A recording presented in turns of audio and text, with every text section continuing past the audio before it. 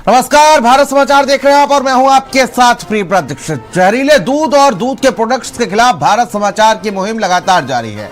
हमारे द्वारा चलाई जा रही इस मुहिम और जहरीले दूध से होने वाले हादसों के बाद प्रशासन लगातार हरकत में आ रहा है, जिसको लेकर आगरा में 5000 लीटर नकली दूध को खाद्य विभाग ने सड़कों पर बहा दिया। ये दूध मध्य प्रदेश से आगरा में खपाने के उद्देश्य से लाया जा रहा था, जिसके बारे में मुखबिर से जानकारी मिली और उसके बाद खाद्य विभाग हरकत में आ गया और उसने कार्रवाई करते हुए नकली और जहरीले दूध को नष्ट कर दिया। आरोपियों के खिलाफ कार्रवाई के लिए फिलहाल जुट गई है।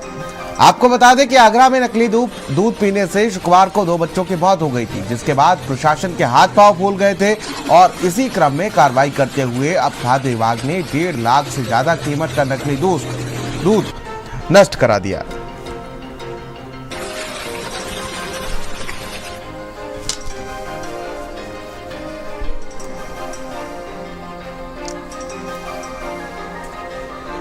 और मध्य प्रदेश में सांसद राजेश मिश्रा के बोल बिगड़ गए। जी हां, जिसमें वो एक महिला को धमकाते हुए नजर आ रहे हैं। आप भी सुनिए नेताजी के आखिर बिगड़े हुए बोल क्या है।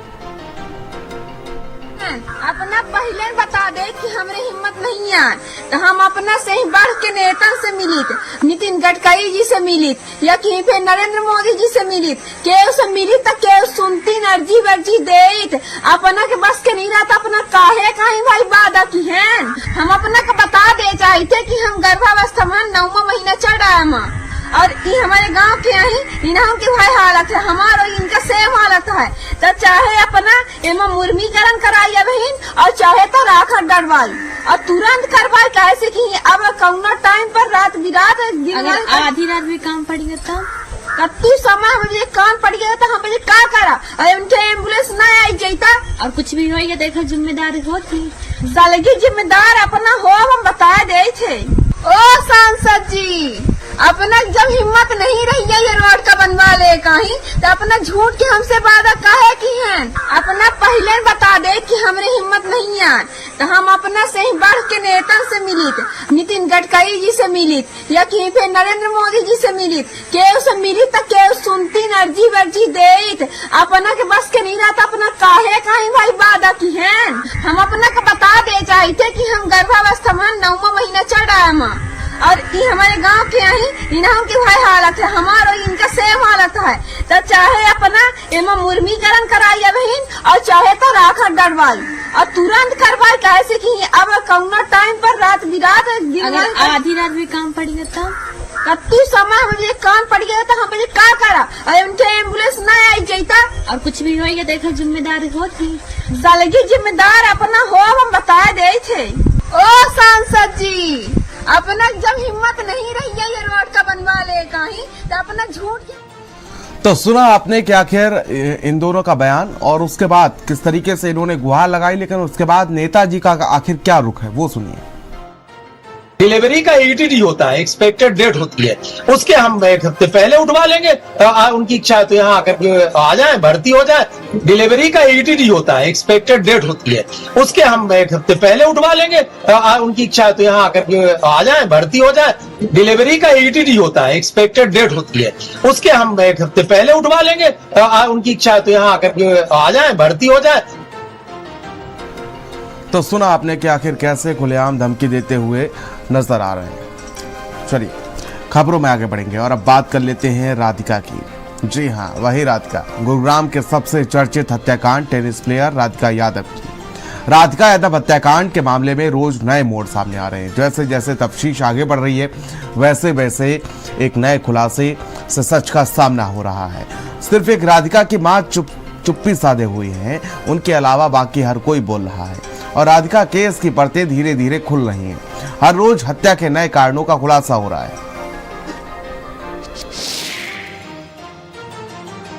मीडिया में बहुत बातें सुनी होंगी, बट मैं बताती हूँ राधिका यादव की सच्चाई। मेरा नाम हिमांशिका सिंह है।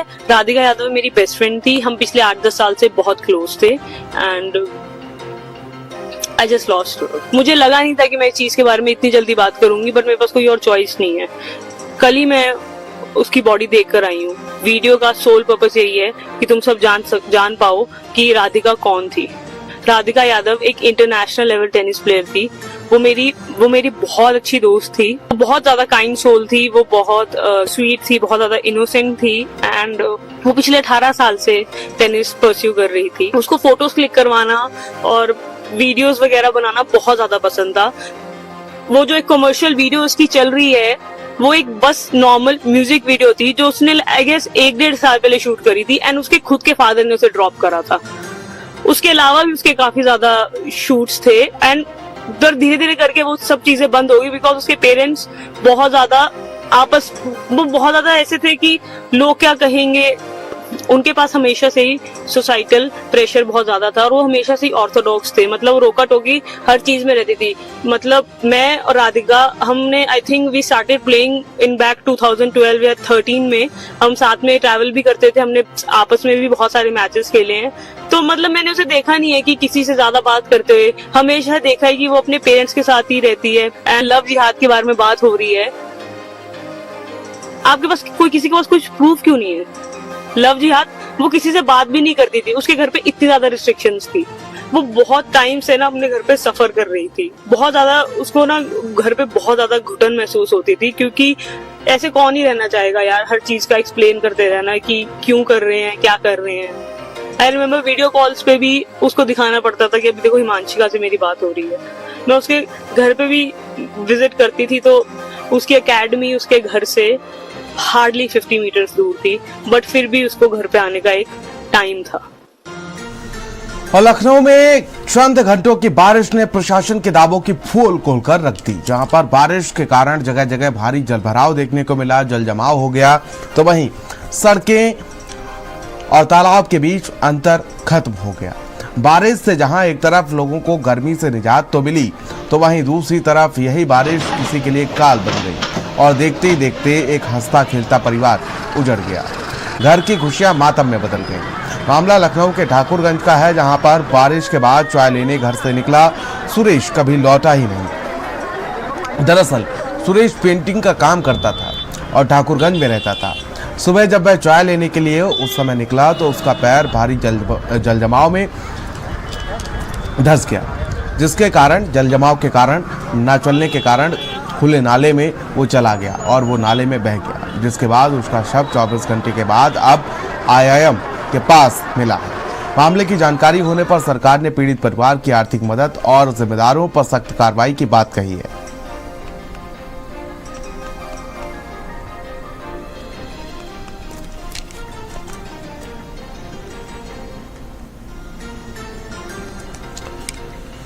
और महाराष्ट्र में भाषा के नाम पर गुंडागर्दी रुकने का नाम नहीं ले रही है। आए दिन यहां भाषा को लेकर गैर मराठी नागरिकों के साथ बदसलूकी के मामले सामने आते रहते हैं। आपको बता दें कि कोई नया मामला नहीं है जब यहां गैर मराठी लोगों के साथ बदसलूकी की जा रही हो। ये काफी लंबे समय से चलता आ रहा है। महाराष्ट्र निर्माण के नाम से यहाँ ऐसे ही गुंडागर्दी की जाती है, जैसा कि आप इस वीडियो में देख सकते हैं। जी हाँ, एक ऑटो चालक को यहाँ के लोग सिर्फ इसलिए मार रहे हैं क्योंकि ये हिंदी भाषी है, इसे मराठी नहीं आती है।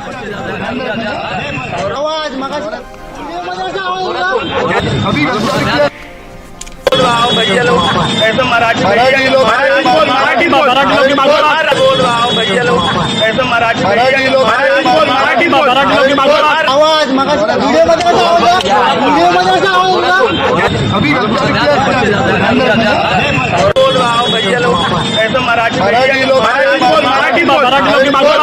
रहा हूँ भैया लोग ऐसे मराठी लोग तो देखिए जरा, ये तस्वीरें हैं जब यहाँ पर भाषा विवाद कहीं ना कहीं लोगों के लिए परेशानी का सबब बनता हुआ नजर आ रहा है। और देखिए जरा किस तरह से वो हाथ जोड़ रहा है, व्यक्ति माफी मांगता हुआ इस वीडियो में नजर आ रहा है। लेकिन वो लोग जिनके जहन में बस गुंडागर्दी है वो बस यही कहते हैं कि मराठी बोल।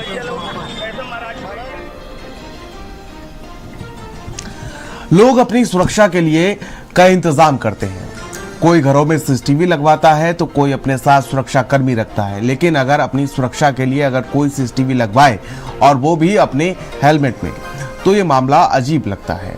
जी हाँ, ये अजीब तो है, लेकिन कुछ ऐसा ही नजारा इंदौर की सड़कों पर अब देखने को मिला है, जहां ये जो शख्स आपको दिख रहा है, इसके पड़ोसियों से इसको डर लगता है।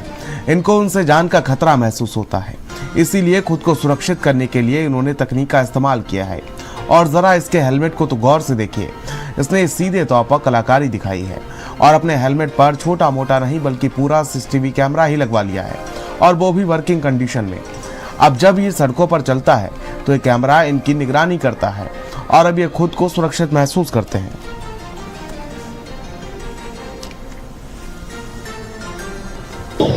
हम घर जाते हैं तो घर में कुछ चौहान लोग हमको घर में दिक्कत से मारते हैं, हमारी फैमिली हमारी फैमिली को घर में दिक्कत से मारते हैं। खाने में जाते हैं तो खाने वाले दवा पे जम जाते हैं।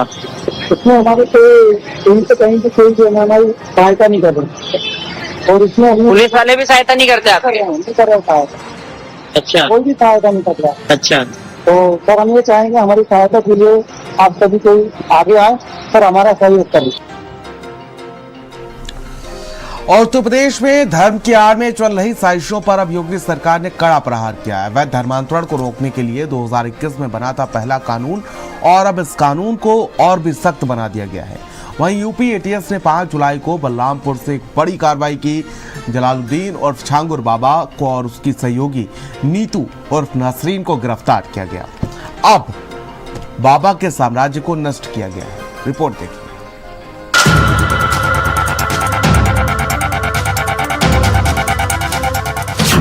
धर्मांतरण पर सरकार सख्त, धर्मांतरण पर यूपी में अब और सख्त कानून। 2021 में बना था पहला धर्मांतरण विरोधी कानून। 2024 में कानून में किए गए सख्त संशोधन। डर, लालच, छल से धर्म परिवर्तन अब अपराध, उम्र कैद तक की सजा का प्रावधान।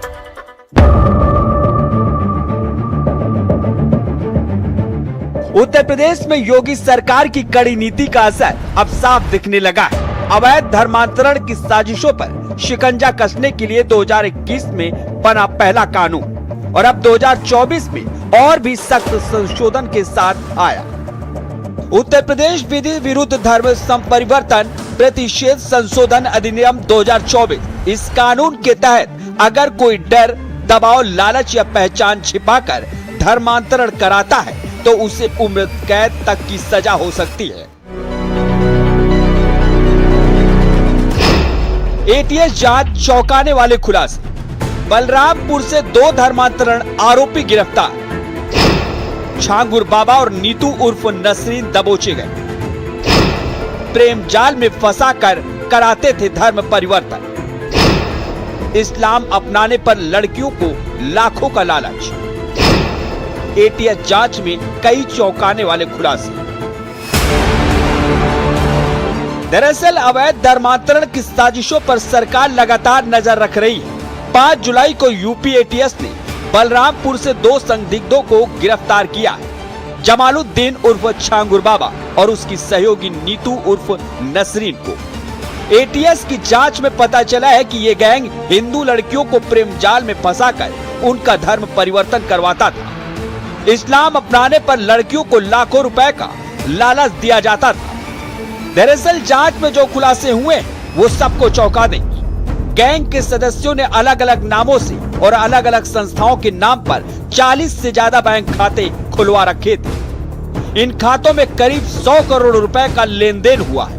एटीएस को सूचना मिली है कि इस फंडिंग से 1 साल में ही करोड़ों की संपत्ति खड़ी कर ली गई है, जिसमें बंगला, लग्जरी गाड़ियां, शोरूम, सब कुछ विदेशी फंडिंग से किया गया है।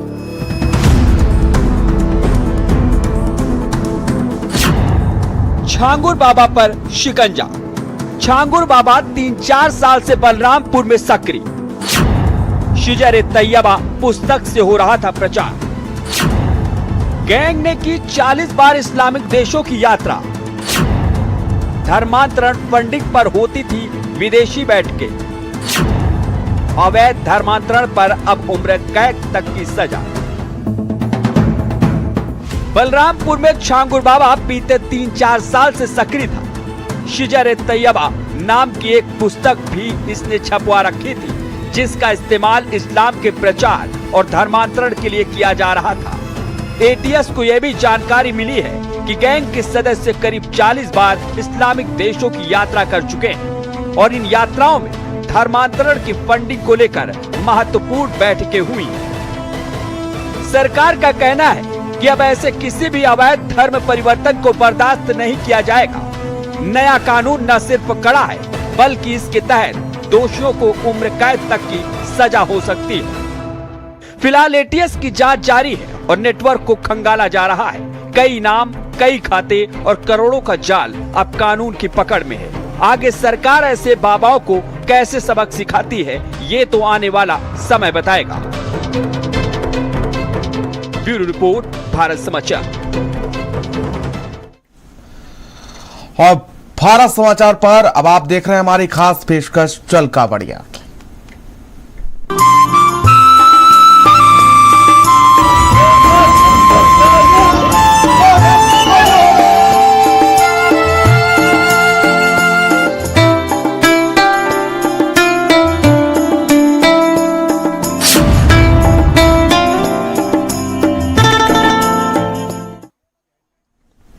चल कावड़िया ये सिर्फ एक यात्रा नहीं है, आस्था की वो परंपरा है जो हर सावन में शिव भक्तों के हृदय से होकर गुजरती है।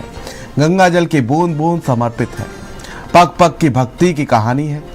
इन कावड़ियों की आस्था, संघर्ष और संवेदना को हम आप तक पहुंचाएंगे। वहीं इस रिपोर्ट के जरिए आपको दिखाते हैं।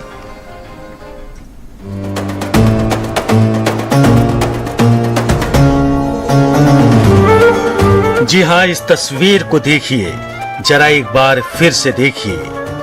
कितने दांत मजबूत होंगे, कितनी शक्ति होगी और कितनी अध्यात्म का बल होगा इन दांतों में।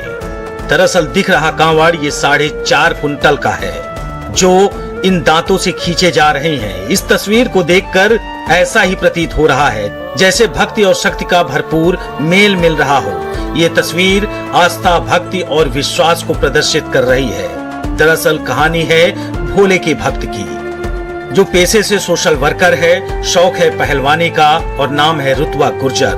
भोले के भक्त रुतबा गुर्जर अपनी जिंदगी की पहली कांवड़ ले जा रहे हैं। गौ सेवा और गाय बचाओ आंदोलन से जुड़े हुए हैं। 4.5 कुंटल की कांवड़ अपने दांतों से खींच रहे हैं।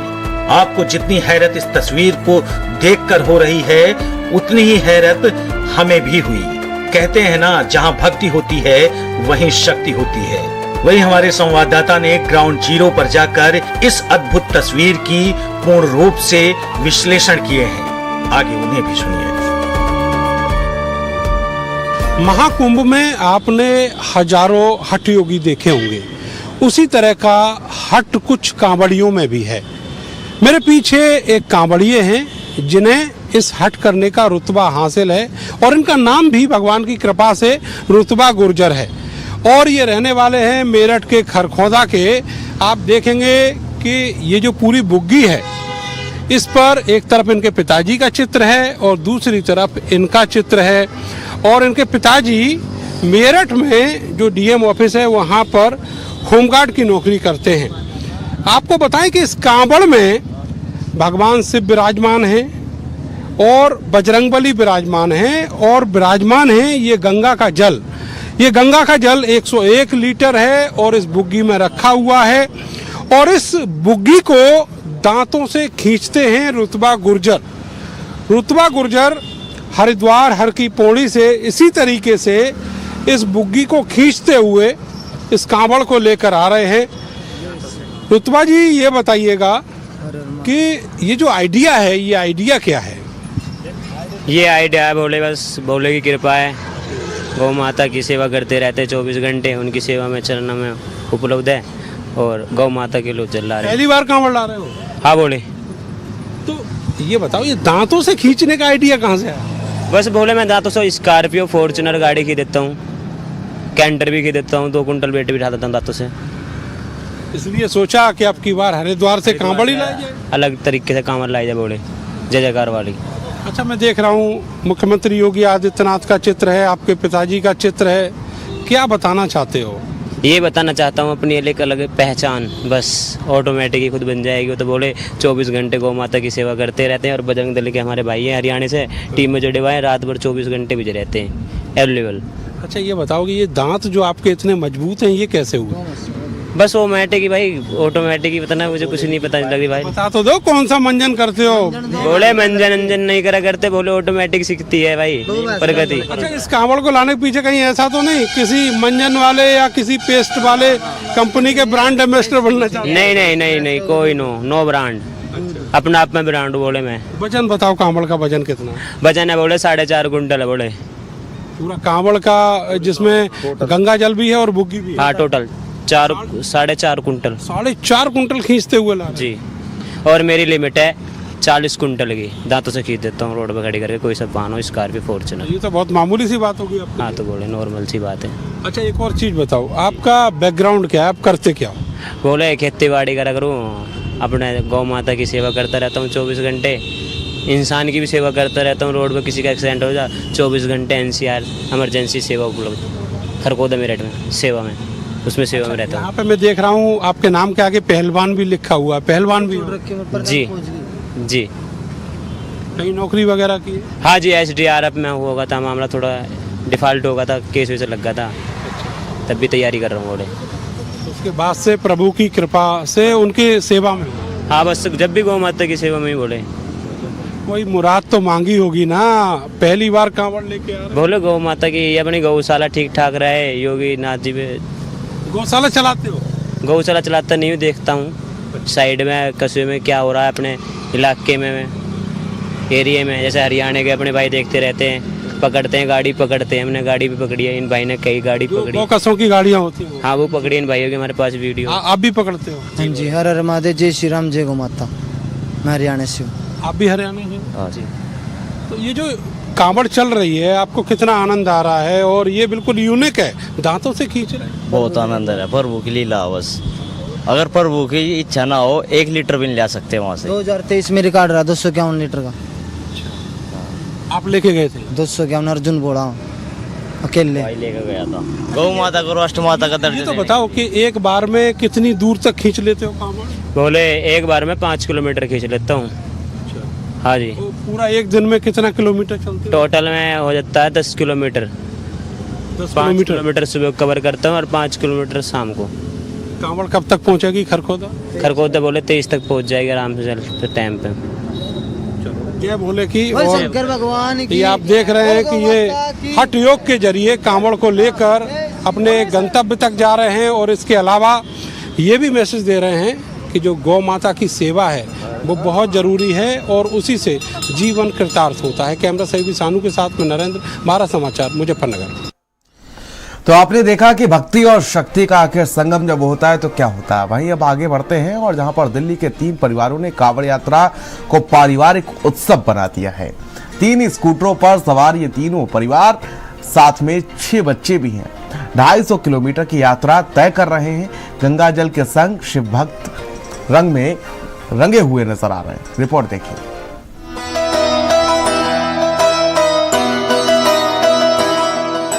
गंगा की धारा के साथ कांवड़ लेकर निकलने वाले करोड़ों कांवड़ियों में शिव के भक्त तो सभी हैं, लेकिन हर कोई सैकड़ों किलोमीटर कांवड़ को कंधे पर रखकर नहीं जा पाता। ऐसे में शिव के जलाभिषेक के लिए गंगा जल लाने का एक दूसरा तरीका भी है। हजारों ऐसे शिव भक्त हैं जो कांवड़ को शरीर से बांधकर गंगा जल लाते हैं। इनके लिए कांवड़ यात्रा भक्त का मार्ग तो है ही, कांवड़ मेले की वैभवता निहारने का भी साधन है। दिल्ली के 3 परिवार 3 स्कूटरों पर 250 किलोमीटर लंबे कांवड़ मार्ग के सफर पर निकले हैं। 3 जोड़े और 12 बच्चे 3 स्कूटरों पर कैसे चल रही है इनकी कांवड़ यात्रा, मेरठ से यह हमारी रिपोर्ट भी देखिए।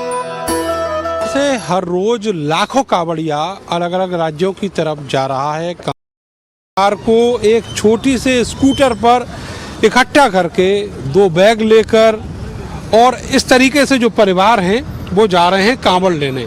आप देखेंगे बच्चे भी साथ हैं, 2 छोटे छोटे बच्चे, पति पत्नी हैं और सेम सिचुएशन तीनों स्कूटर्स पर है। दिल्ली का ये नंबर है, ये जो नंबर है दिल्ली का है, ये सारे लोग दिल्ली के रहने वाले हैं और जो ड्रेस भी आप देखेंगे तो करीब करीब एक जैसी है। भैया आप रहते कहाँ हैं दिल्ली में? आज़ादपुर में। तो ये प्लान है या हर साल ही जाते हैं? हर साल जाते, प्लान क्यों होगा भाई? अच्छा, हाँ हर साल जाते हैं हम। ऐसा नहीं कि इसी साल जा रहे हैं? नहीं हर साल जाते हैं। हर साल जाते हैं। तो क्या कांवड़ लेके आएंगे? नहीं ऐसे जल लेके आते हैं, स्कूटी पे नहा के आते हैं। अच्छा है, जल वगैरह लेके आते हैं। अच्छा, सावन के महीने में हर साल जाते हैं हम लोग और हमें बहुत बढ़िया लगता है। हरिद्वार का मेला, भोलेनाथ जी की सावन जब लगता है, जब बड़ा मज़ा आता है, बच्चों को भी बहुत आनंद आता है। हिंदू समाज होने का हमें गर्व होता है कि हम हिंदू हैं।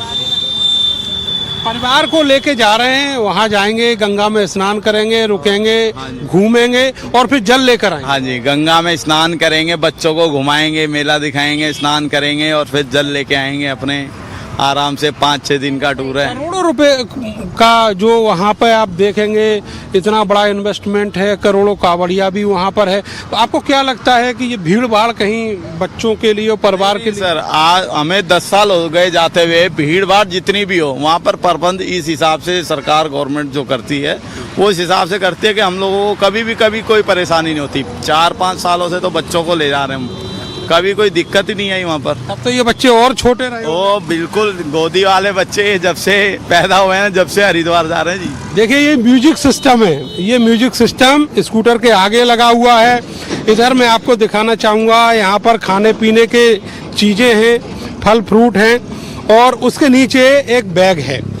इस तरीके से जो ज़रूरत का सामान है वो इकट्ठा है। पीछे और देखेंगे तो आपको दिखाते हैं कि ये जो चप्पलें हैं, देखिए बच्चों की चप्पलें पीछे बांध रखी हैं और इसी तरीके से बंधी हुई हैं बच्चों की चप्पलें। मैम देख रहे हैं कि बड़ा जुगाड़ से आप लोग जा रहे हैं। इतना इंतजाम करके? जी सर। नहीं, इतना छोटा व्हीकल पे केवल जुगाड़ ही हो सकता है। इधर भी इसी तरह बच्चे और मैम आप ये बताइए कि ये जो सावन का पर्व है और ख़ास करके जिस मेले में आप जा रहे हैं, कितना अहमियत रखता है आपके लिए? हमारे लिए तो बहुत अहमियत रखता है। हम कई सालों से आ रहे हैं यहाँ पर और हमें बहुत अच्छा लगता है यहाँ जाना। अच्छा, आप शिव की भक्त भी हैं? हाँ जी, हिंदू हैं तो जरूर शिव के भक्त होंगे। कांवड़ कैसे लेके आएंगे? इसी स्कूटी पर ही? नहीं, हम जल लेकर आते हैं। कावड़ लेकर नहीं आते, हम जल लेकर आते हैं। जल बांध के लाएंगे? हाँ जी, जल बांध कर लाएंगे। अच्छा, इतना छोटा बच्चा है, मुझे लग रहा है ये सबसे छोटा है। हाँ जी। कितनी उम्र है आपकी? 3 साल। 3 साल का है? 3 साल का है। ये 2 साल का था जब भी गया था, 1 साल का था जब भी गया था। पहले गया था गाड़ी में, अब ये जो जा रहा है स्कूटी पे जा रहा है। ठीक है, उससे पहले जाते थे हम साथ। तो हमारा कहने का मतलब ये है, हर साल हम हरिद्वार जाते हैं। करीबन मुझे कम से कम नहीं तो 15 से 16 साल हो गए हैं। बहुत अच्छा लगता है और अच्छा लगता है, मेला भी बहुत अच्छा लगता है और शिव के हम बहुत तगड़े फैन हैं। अच्छा, एक चीज़ और बताइए, मैं देख रहा हूँ कि जो तीनों मेल हैं उन्होंने एक जैसी ड्रेस पहन रखी है। आप लोग पड़ोसी हैं, मोहल्ले के हैं, रिश्तेदार हैं? भाई हैं हम। सगे भाई हैं? हाँ। अच्छा, तीनों सगे भाई जा रहे हैं अपने परिवार को? हाँ, अपने परिवार को लेके जा रहे हैं। तो ये ग्लैमर है इस कांवड़ यात्रा का, जो शुरू हो चुकी है और धीरे धीरे अपने उफान पर है। इसी तरीके से करोड़ों कांवड़िया हरिद्वार पहुंचेगा, स्नान करेगा, आनंद लेगा धार्मिक मेले का और उसके बाद अपने गंतव्य को जाएगा जल लेकर, जो महादेव को जलाभिषेक करना है। कैमरा सहयोगी सानू के साथ में नरेंद्र, भारत समाचार, मेरठ।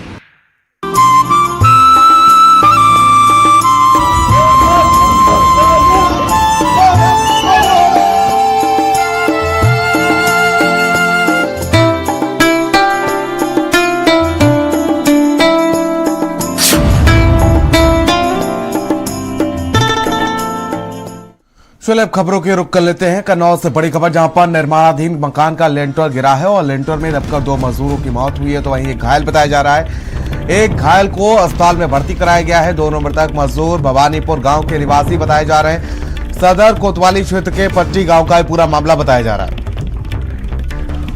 तो घायल को अस्पताल भेजा गया है। ये बड़ी अपडेट, बड़ी जानकारी आप तक पहुंचा दें, जहां पर आपको बता दें दोनों मृतक मजदूर भवानीपुर गांव के निवासी बताए जा रहे हैं।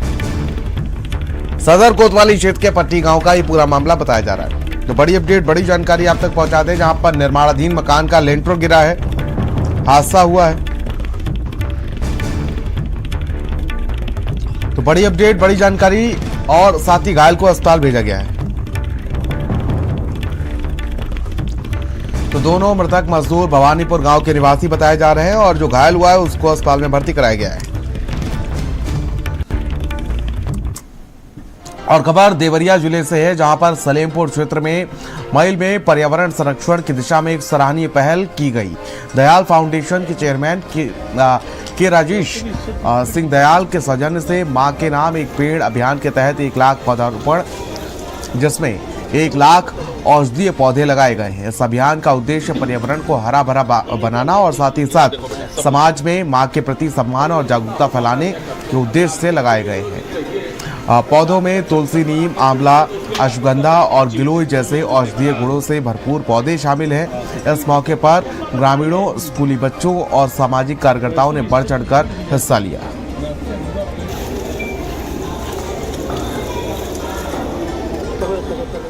औषधि पौधों का हम लोग रोपण कर रहे हैं।